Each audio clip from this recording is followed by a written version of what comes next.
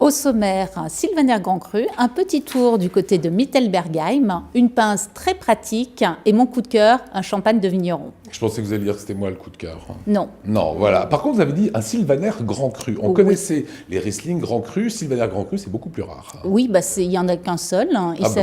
Voilà. Il s'agit du Sylvaner Grand Cru Sotzenberg.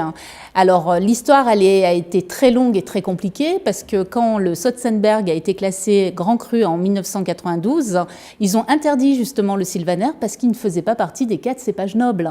Les 4 cépages nobles, pour rappel, c'est le Riesling, c'est le Gewürztraminer, c'est le Muscat et c'est le Pinot Gris. Sauf que vous nous parlez quand même d'un Grand Cru, ça veut dire qu'ils ont eu quoi, une dérogation ? Exactement, une dérogation, et c'est vraiment dû à l'acharnement de tous les vignerons de Mittelbergheim qui se sont battus pour obtenir ce Sylvaner Grand Cru, parce que c'était justifié et entièrement justifié, parce que le Sotzenberg, il était connu et reconnu grâce au Sylvaner.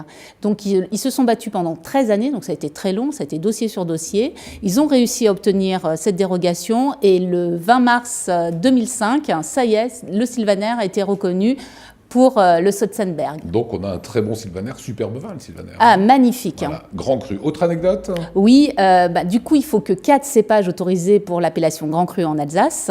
Du coup ils en avaient un 5e qui était le Sylvaner. Du coup ils ont perdu le Muscat au profit du Sylvaner. Donc plus de Muscat Grand Cru.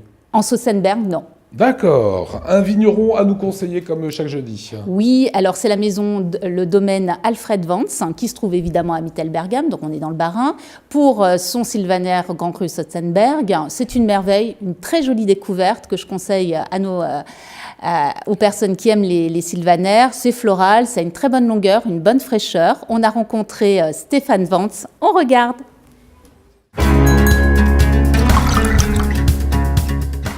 Si j'étais un raisin, ce serait probablement le Sylvaner. Il fait tellement partie de notre vie quotidienne.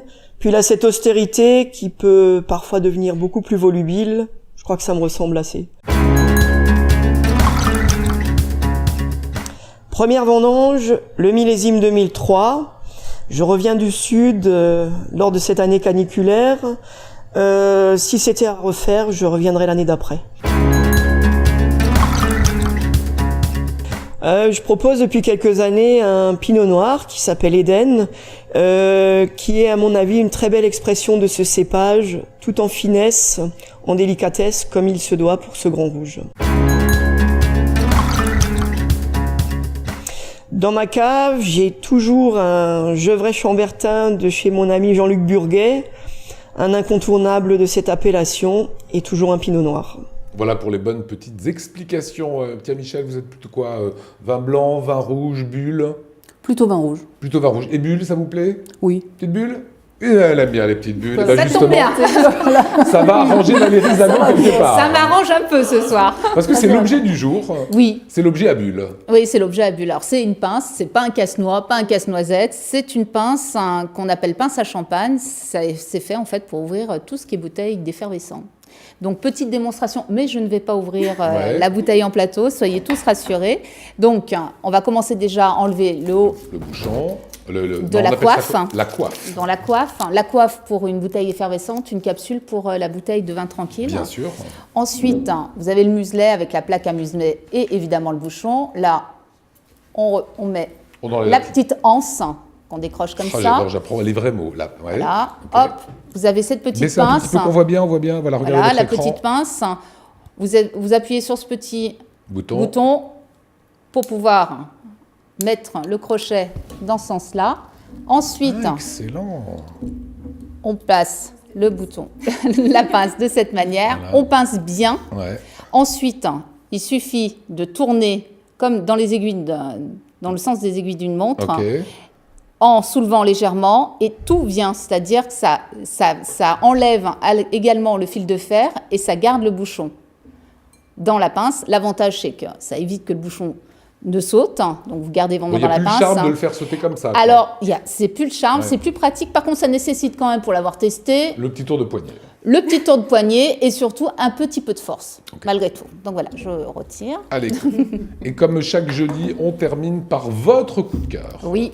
Alors, on reste sur les effervescents et on reste sur la Champagne. Donc là, c'est la marque qui s'appelle Tristan H. C'est un vigneron, c'est un champagne de vigneron qui s'appelle Tristan Yest. On est sur la vallée de la Marne. On est sur un assemblage, donc déjà, on est sur un champagne brut, sans année. On est sur un assemblage de 3 cépages, Pinot Meunier, Pinot Noir et Chardonnay. Alors, plus Pinot Meunier, excusez-moi, c'est Meunier, c'est interdit, non, le nom Pinot Meunier. Le cépage s'appelle Meunier. Ensuite, on est sur 50% de vin de réserve, ce qui donne des notes un peu évoluées. Le Pinot Noir va amener de la structure, le Chardonnay de l'élégance et le Meunier va amener de l'opulence. Vous avez vu Michel comme elle parle bien? C'est beau, hein? Ouais, du coup, ils viennent me couper, donc je vais essayer de poursuivre.